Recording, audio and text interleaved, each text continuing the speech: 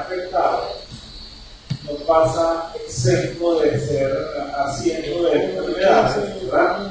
O de algún tipo de trastorno, ya sea de tipo congénito o durante la evolución de nuestra vida, ¿verdad?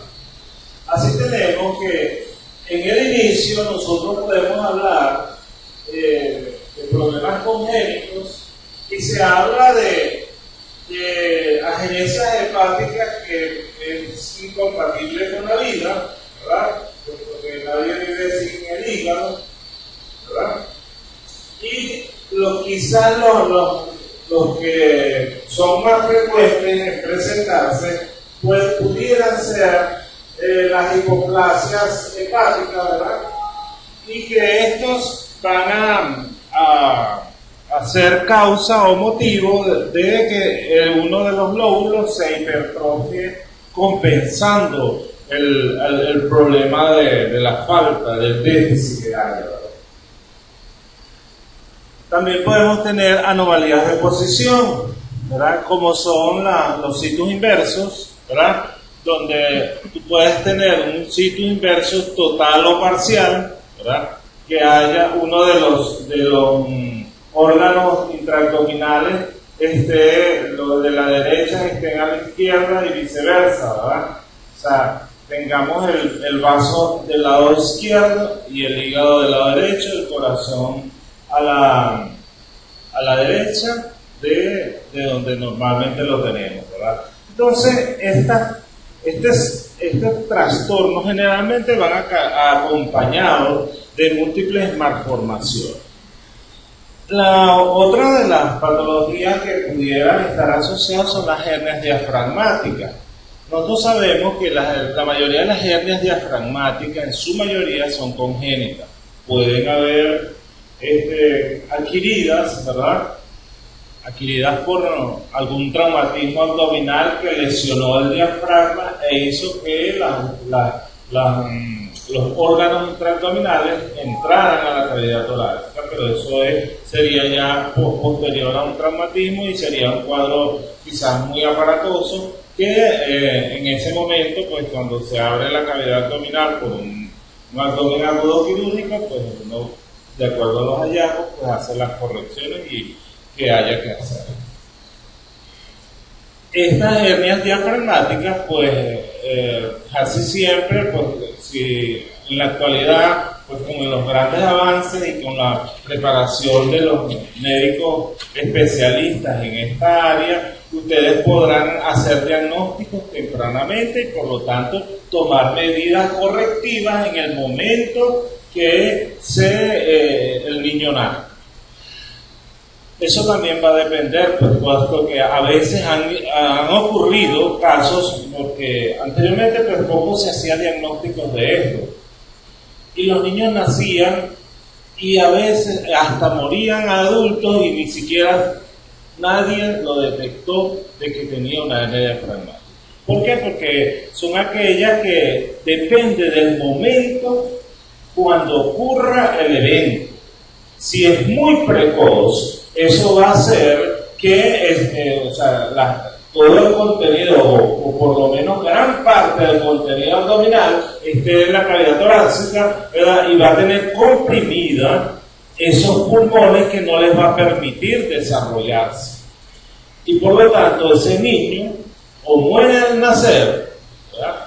Porque si el evento es tan grande, o si se logra hacer, ya viene con su diagnóstico, se le hace la corrección al momento del nacimiento o por lo menos durante las primeras horas posteriores al nacimiento.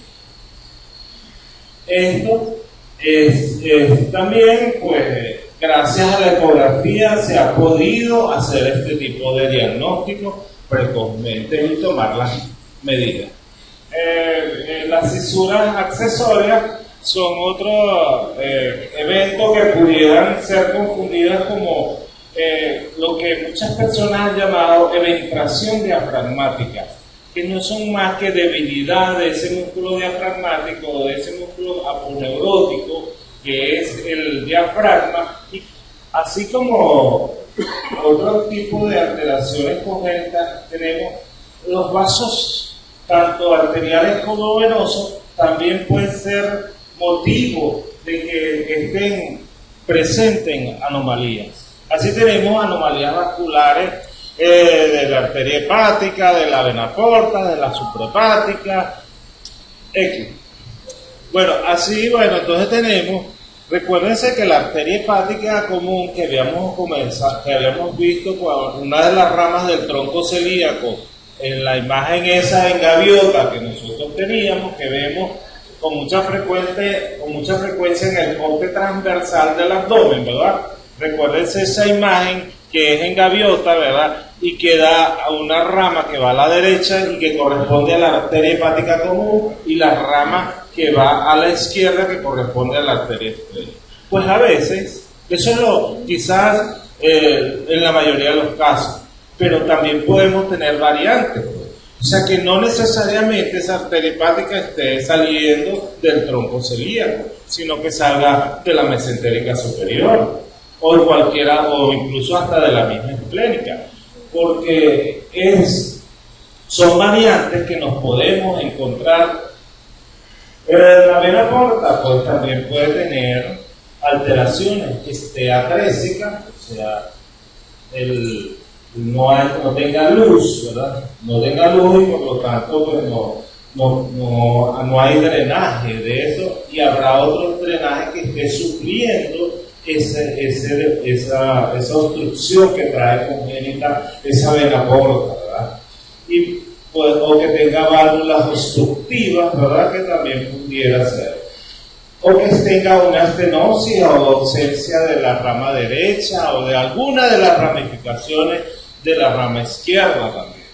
También podemos tener que las venas suprahepáticas estén ausentes y que tengan venas accesorias, ¿verdad? Entonces no vamos a ver esa imagen característica que habíamos visto, que era hepática de gallina, ¿verdad? Que la habíamos descrito como la hepática derecha, la hepática media y la hepática izquierda, que llegaban las tres hacia la parte superior en forma vertical, en trayecto vertical hasta la vena cava inferior. Hay masas que pueden venir desde el nacimiento incluso, y ser entonces anomalías, corresponder también a anomalías congénitas, o que se adquieren durante la vida, en cualquier época de la vida.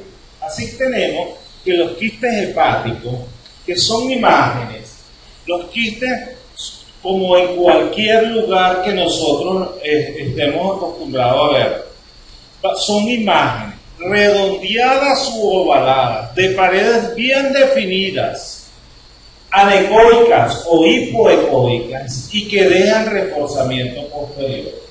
¿Sí? Esa imagen característica de un quiste, que es, como la estamos viendo acá, así representativa, la podemos ver en cualquiera de los órganos que puede estar presente. Redondeadas, de paredes bien definidas, anecoicas o hipoecoicas, y que dejan reforzamiento posterior. Tiene una pared muy bien definida. Recuérdense que los quistes tienen una pared epitelial, ¿verdad? Y por lo tanto la pared es firme, bien definida. Hay imágenes que parecen quistes, pero son lo que llamamos los pseudoquistes, ¿verdad? Porque no son paredes muy bien definidas, porque no tienen una capa epitelial, y por lo tanto pues las describen como pseudoquistes. Los quistes hepáticos generalmente pues son asintomáticos, casi siempre son hallazgos casuales que en el momento de la exploración abdominal ecográfica nos encontramos con una imagen ahí. Pueden ser únicos, pero también pueden ser múltiples. Y entonces así hablamos de enfermedad poliquística del adulto a nivel hepático, así como los vemos a nivel renal. Los riñones poliquísticos también los podemos ver, esa patología a nivel hepático. Entonces, múltiples imágenes, redondeadas o ovaladas, anecoicas, de paredes bien definidas y que dejan reforzamiento posterior, ¿verdad? Hay otras imágenes, como son los amartomas biliares, que son también llamados complejos de von Meyenburg, ¿verdad? Son malformaciones benignas, específicamente de los conductos biliares que se dilatan, ¿verdad? Y que van a dar una apariencia de imágenes como que hiperecogénicas y que dejan como que una reverberación. Pero a lo que nos corresponde a nosotros, en la parte ecográfica, ustedes tienen un paciente que viene con dolor abdominal y probablemente tiene tinte ictérico en piel y esclera, y el dolor, y al examinarlo en el examen físico tocan un hígado palpable y doloroso, ¿verdad?, por debajo del reborde costal derecho. Ustedes pueden sospechar clínicamente, primero, que el diagnóstico que es una hepatitis, por lo que nosotros hemos estudiado durante nuestro estudio académico que hicimos, y nos enseñaron que eso era una hepatitis hasta que no se demuestre lo contrario, ¿verdad? Y entonces nosotros vamos a ver y vamos a confirmar eso desde el punto de vista ecográfico, y después el clínico, el que esté estudiando su paciente, pues tocará hacerle sus pruebas de funcionalismo hepático, para también ya definitivamente dar un diagnóstico. También puedo encontrar ciertos hallazgos. Ese ecopatrón yo lo voy a ver bien definido homogéneamente.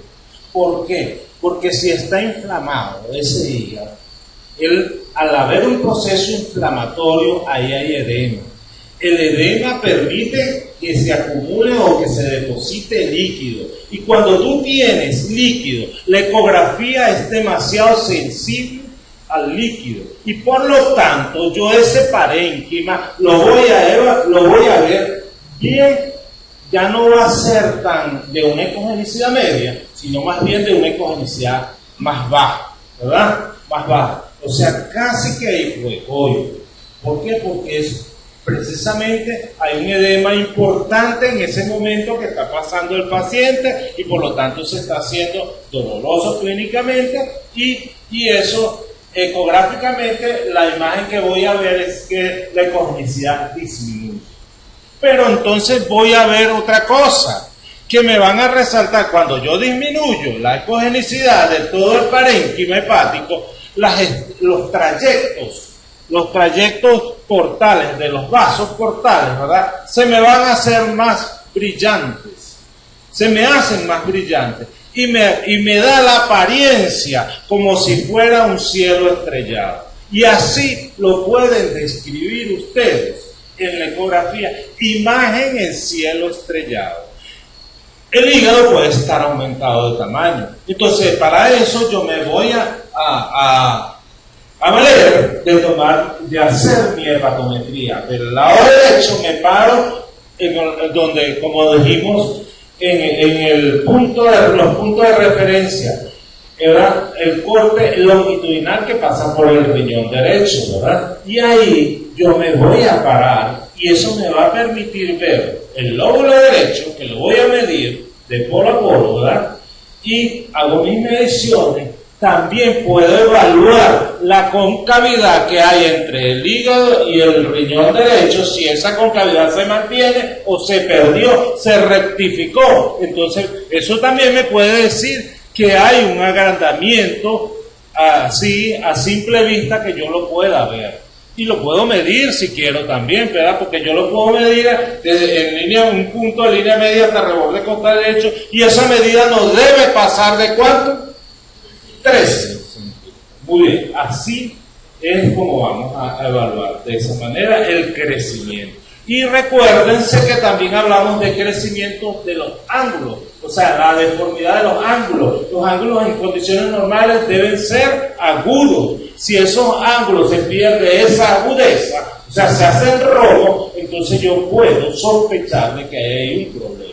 Y yo puedo medir ese ángulo. Y yo sé que el ángulo del lóbulo derecho no debe pasar de 75 grados. Y que del lado izquierdo yo me voy a hacer lo que llamamos el signo de la tangente, ¿verdad? que es poniendo un punto de referencia a nivel del cuerpo vertebral y extendiendo la línea hasta la pared abdominal, y el espesor, lo que abarca el parénquima hepático del lóbulo izquierdo, eso es la medida del lóbulo izquierdo.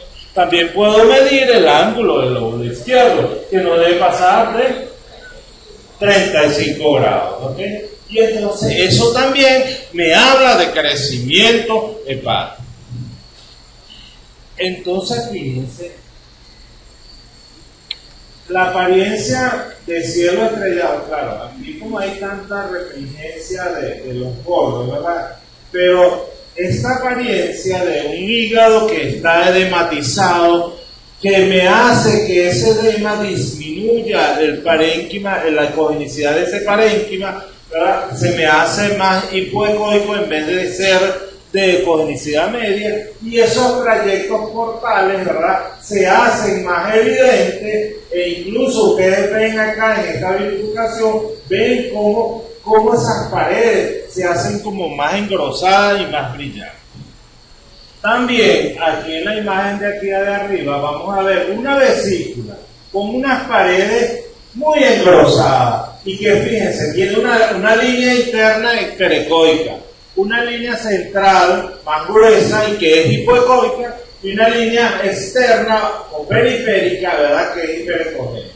Entonces esa imagen en trilaminar, como si fueran tres capas de diferentes diámetros, que yo la puedo medir con seguridad a simple vista. Esto debe pasar de 2 milímetros.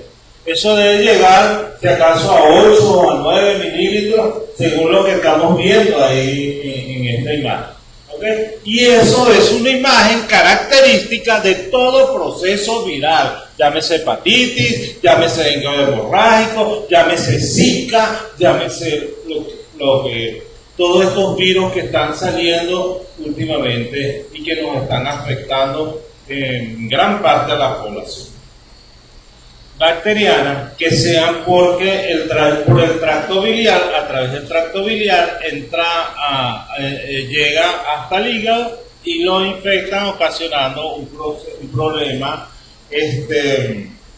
infeccioso localizado a través del sistema venoso portal, ¿verdad? Recuérdense que cómo se forma la vena porta, por la vena mesentérica superior y la unión de la vena esplénica, o sea que la vena mesentérica superior recoge todos esos procesos de allá abajo, del colon y del intestino, ¿verdad?, que va a llevar esos procesos hasta la vena porta e introducirlo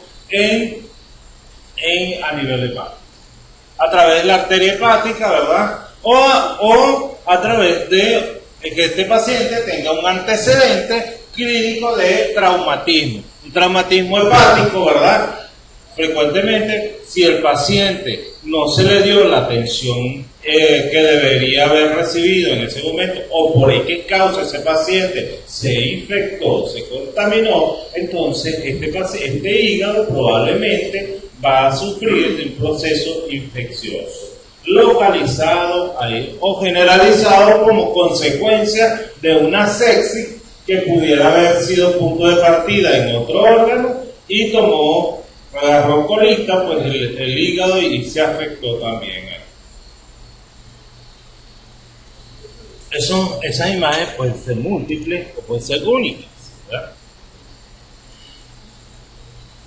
Resulta que a veces no son bacterias, no son virus, sino que son hongos, ¿verdad? Y entonces también tenemos que pensar que las infecciones por hongos pues pueden afectar de forma casual a un hígado. Y eso también tenemos que tenerlo presente. Pero hay imágenes que muchas veces la gente la ha descrito como que imágenes características o subjetivas de que hay una infección por hongo. Por ejemplo, las imágenes en ojo de buey, que son imágenes con un centro ecogénico y un halo hipoecoico, ¿verdad? centro ecogénico, aquí dice centro hipoecoico, es centro ecogénico con un halo hipoecoico, ¿ok? O sea, un ojito, un ojito. Entonces, así tenemos las imágenes en ojo de buey, ¿verdad? Como esta, ¿sí? Esta quizás es más hipoecoica que en ojo de buey. Las otras infecciones por parásitos. Y dentro de las infecciones por parásitos, las amibas. ¿A quién no le ha dado una diarreíta con cólicos y evacuaciones con moco y sangre? ¿Alguna vez en la vida les habrá dado y han pasado por un evento que es un poquito desagradable, ¿verdad?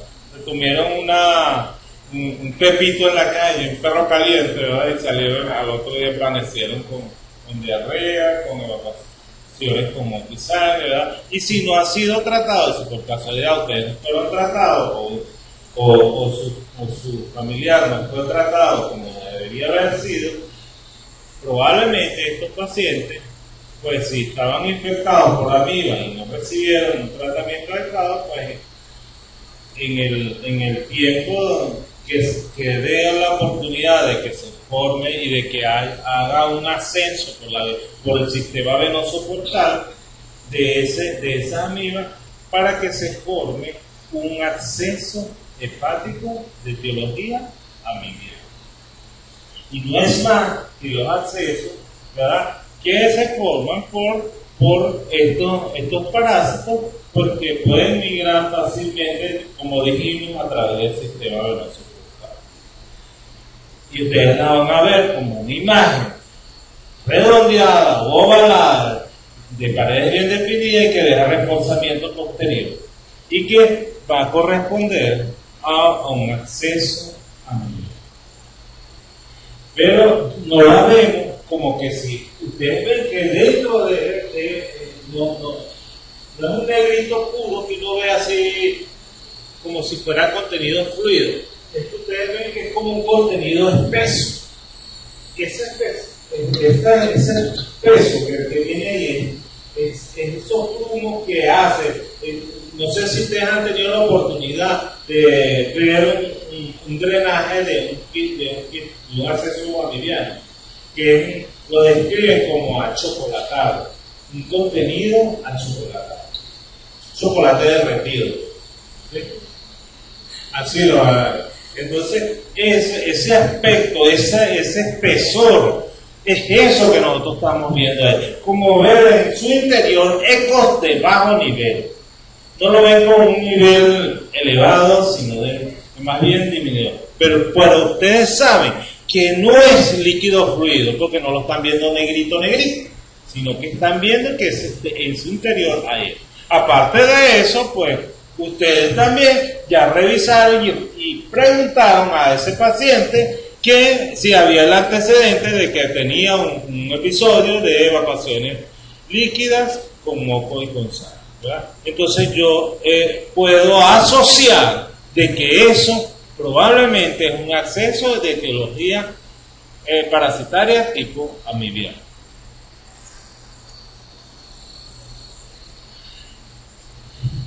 Los otros parásitos son los quistes hidáticos, quizás el equinococo granuloso, que es una tenia. En nuestro medio, pues, no es muy frecuente, ¿verdad?, ver esto, puesto que acá no, específicamente aquí donde estamos nosotros, en el trópico, no es el hábitat del. Pero si en alguna oportunidad ustedes, un paciente que migró de otro sitio donde sí era más frecuente, y tengan esa oportunidad de evaluar un paciente así, van a ver que es una imagen muy característica, ¿verdad?, que tiene, al principio la van a ver quística sola, pero si evoluciona van a ver que de las paredes se desprenden unas líneas ecogénicas, y esas líneas ecogénicas no son más que esas paredes que se van a formar del mismo parásito, que va a formar múltiples quistes dentro de un quiste que era único y que después se transforma en imágenes múltiples o quísticas, así como esa apariencia que tenemos de los ¿okay?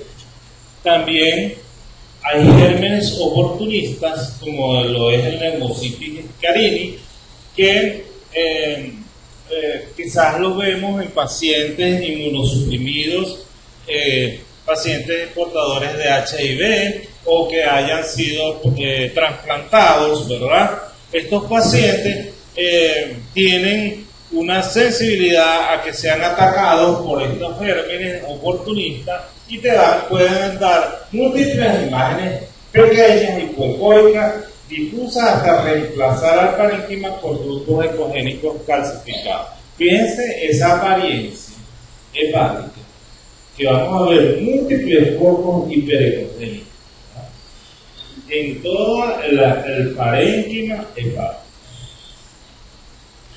Entonces, ¿qué es lo que te da el grado? ¿Qué es lo que te da el grado de eso? El grado te lo va a dar, número 1, la apariencia de ese parénquima hepático, ¿verdad? Que va a tener diferentes tonalidades. Esas tonalidades me refiero a aumento de ecogenicidad. Ese aumento de ecogenicidad va a llegar a un momento que yo lo puedo decir un grado 1 si todavía me permite ver los trayectos vasculares.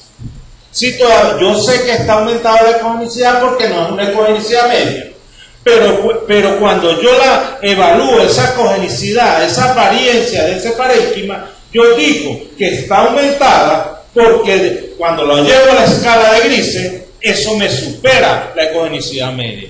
Y también me permite todavía aún ver los trayectos vasculares. Y también me permite ver el diafragma, el hemidiafragma de ese lado, el hemidiafragma derecho. Recuérdense esa imagen ecogénica en el borde, que lo vemos para abajo, pero es arriba, es el diafragma que lo vemos ahí abajo, ¿verdad? Esa imagen, esa línea ecogénica, a veces puede sufrir borramientos. Y ese borramiento te lo va a dar si a medida que aumenta la ecogenicidad o los depósitos de grasa son mayores. Entonces, cuando hablamos de un grado 2 o moderado, cuando yo veo que esa ecogenicidad está mucho mayor y que también se me hace difícil ver los trayectos vasculares y también se me hace difícil ver ese hemidiafragma derecho, o prácticamente está borrado. Entonces, veo algunos trayectos, no veo diafragma y veo una ecogenicidad aumentada del parénquima, yo digo que es un grado 2 o moderado. Cuando digo que es un grado 3 o severo, cuando esa hiperecogenicidad pues es mucho mayor, no veo trayectos vasculares y no veo hemidiafragma derecho. Por lo tanto, ya prácticamente lo estoy viendo en blanco, ¿sí? Si a color nos vamos, ¿verdad? En la escala de grises vamos a ver un hígado que prácticamente está hiperecogénico, con borramiento de los trayectos vasculares y con borramiento del diafragma derecho. ¿Estamos claros? Es así como lo vamos a evaluar. Fíjense las ecogenicidades, fíjense en este caso donde vemos un hígado que está bastante hiperecóico, pero sin embargo todavía vemos acá con el hemidiafragma, ¿verdad? Entonces esto correspondería prácticamente aquí si acaso vemos un trayecto vascular, ¿verdad? Y entonces hablaríamos de un grado 2, ¿verdad? En este todavía vemos hemidiafragma también, casi no vemos trayectos vasculares prácticamente. Yo diría que también es un grado 2. Fíjense ahí en esos sitios donde vemos, ustedes ven un parénquima normal y de repente ven una imagen hiperecogénica. Entonces, es esa apariencia de cambio de ecogenicidad. E incluso cerca de la región de la porta, de la vena porta principal, ¿verdad? Ven una imagen ahí hiperecogénica. Si nosotros dejamos que ese proceso metabólico evolucione, ¿verdad? Porque no se le hizo un control, o porque el paciente, pues es un paciente que ocasionalmente viene a una consulta, o que paciente abandonado, ¿verdad? O un paciente que tiene una enfermedad de base, llámese una diabetes mellitus y por lo tanto de difícil manejo, y que probablemente pues, este paciente pues, con seguridad debe evolucionar hacia una hepatopatía. Y entonces esa apariencia de ese hígado que normalmente lo vemos homogéneo, ¿verdad?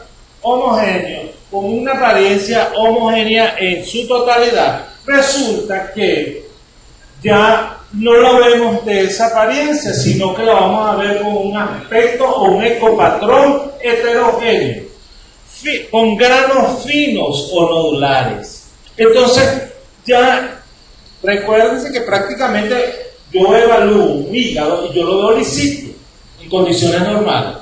Pero ya van a ver cómo la apariencia de un hígado que pasó a una cronicidad, esa apariencia se perdió. Y ustedes lo van a ver como múltiples granitos hipoecoicos en el espesor del parénquima.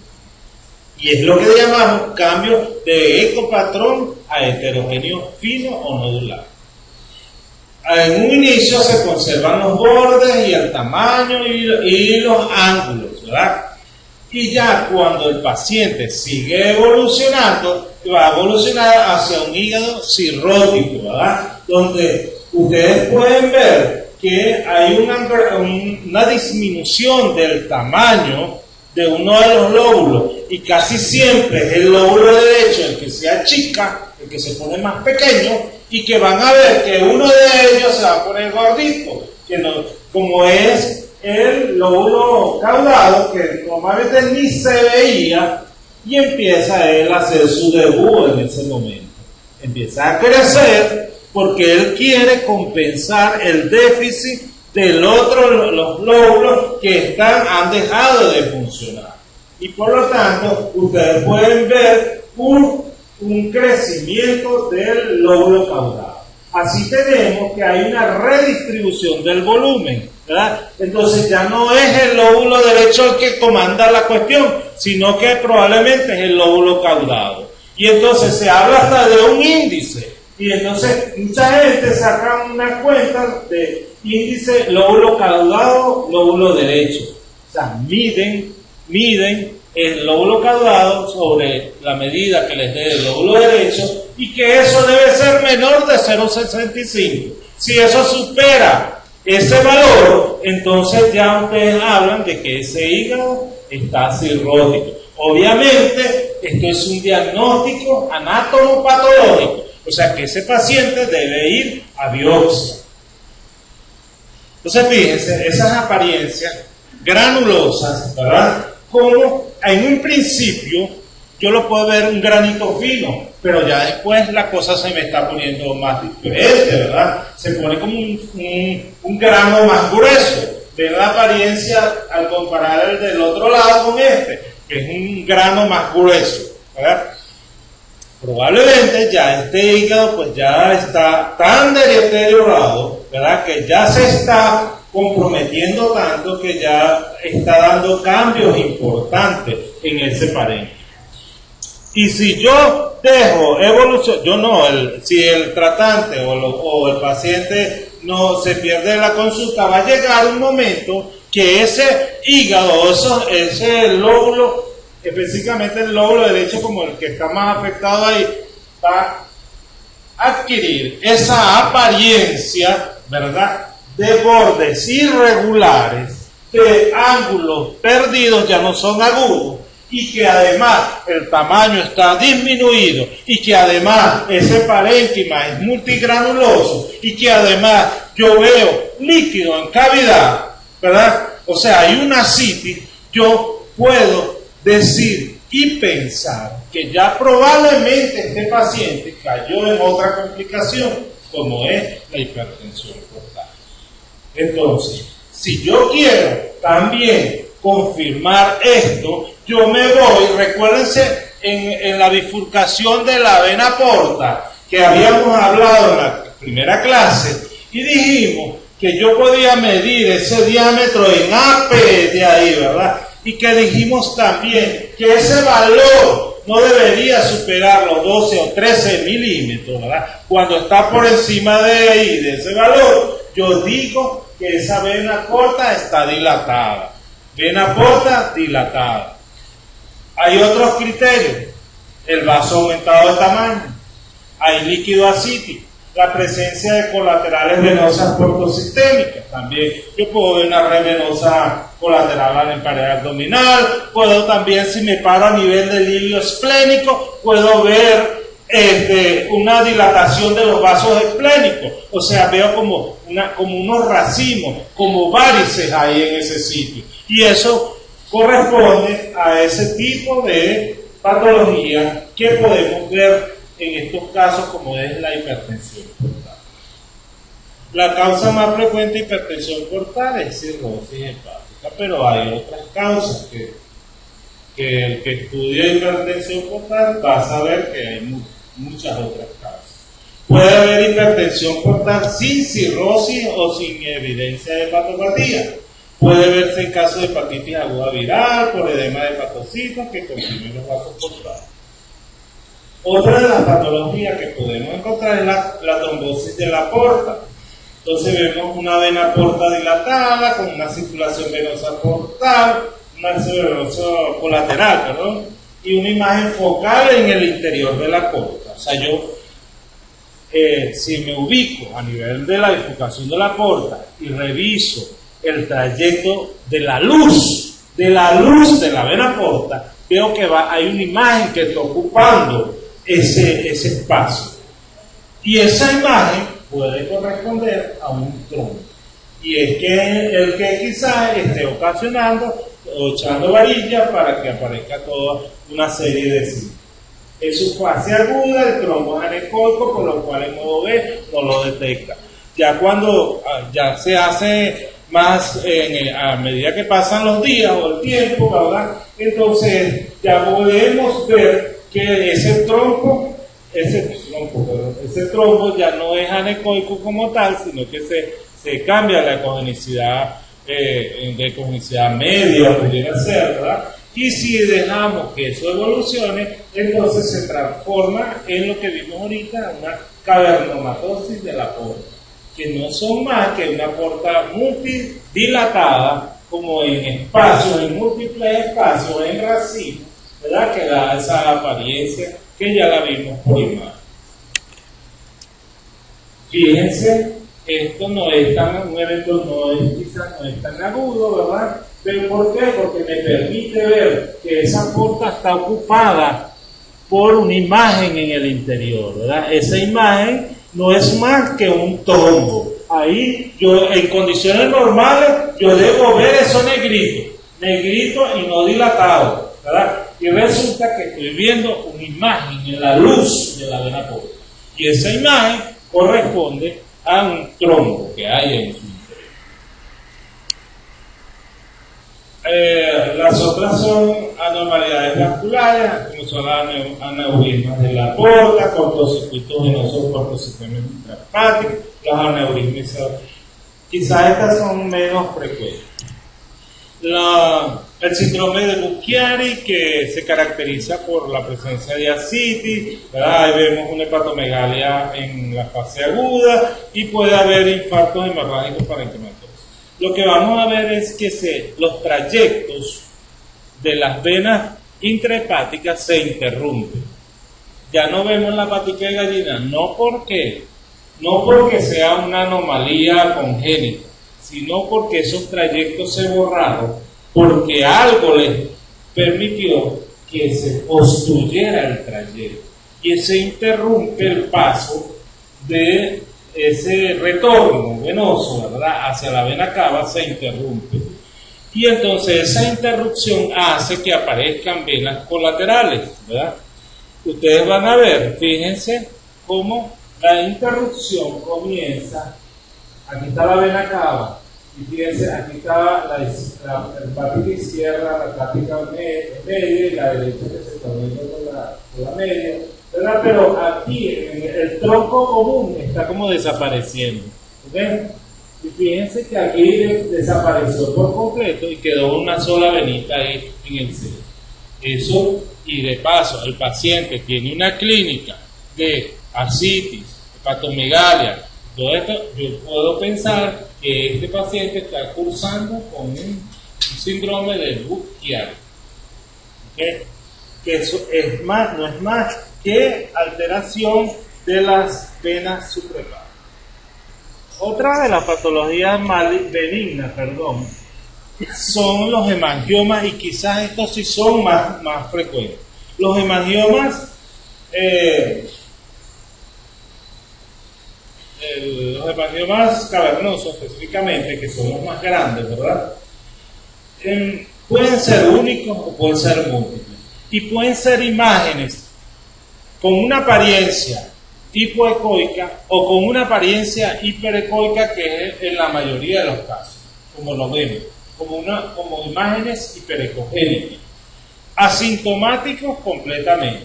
O sea que lo que pasa es que yo me puedo confundir si yo desconozco que este paciente viene con una evolución normal de toda su vida, nunca ha tenido ningún tipo de trastorno, no hay un antecedente de una patología maligna en ese paciente, pues yo no debería pensar que eso correspondería a una metástasis hepática, ¿verdad? Ahora, pero si yo veo un paciente que tiene múltiples imágenes en la piel, son esas imágenes que tienen hemangiomas en piel, que esas personas tienen múltiples lesiones en piel, ¿verdad? Así como están en la piel, en el hígado o en el vaso, también pueden estar presentes esas imágenes. Entonces, la mayoría de las veces la vemos hiperecoica, pero también puede ser un aspecto hipoecoico. Muchas veces no nos conformamos con un ecograma solamente. En la actualidad se están haciendo otros estudios de imágenes, como son la angioresonancia, que permite definir si esas imágenes realmente corresponden a problemas de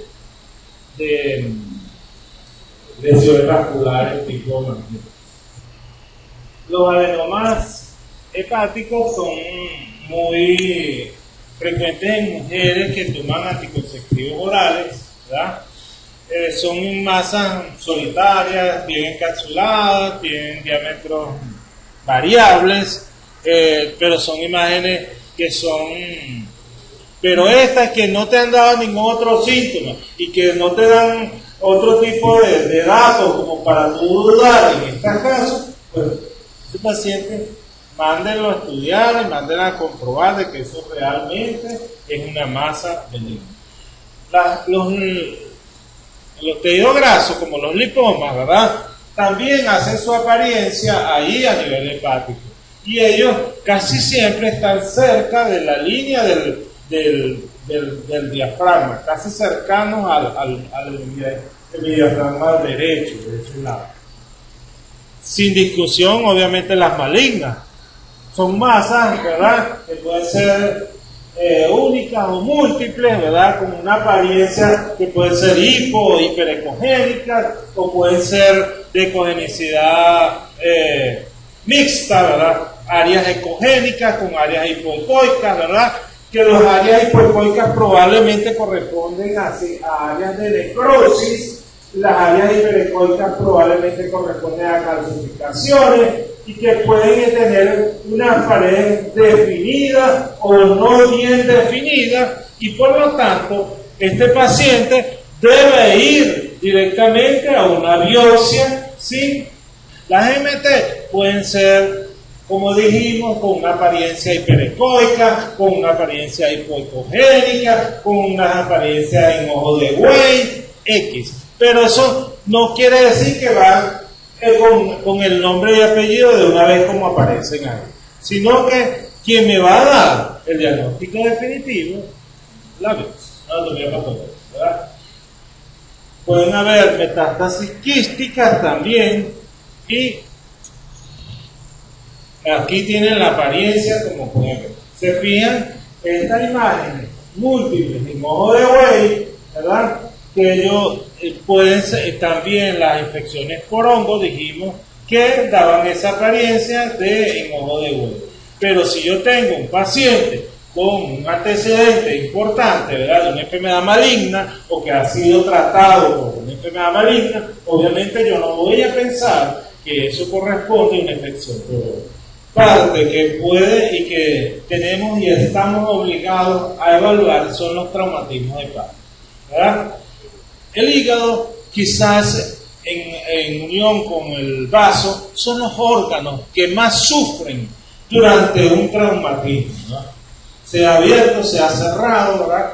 Y que cuando nosotros tenemos los hematomas subcapsulares, ¿verdad?, vamos a ver una imagen hipoecoica o hiperecoica, dependiendo del momento que estemos realizando el estudio.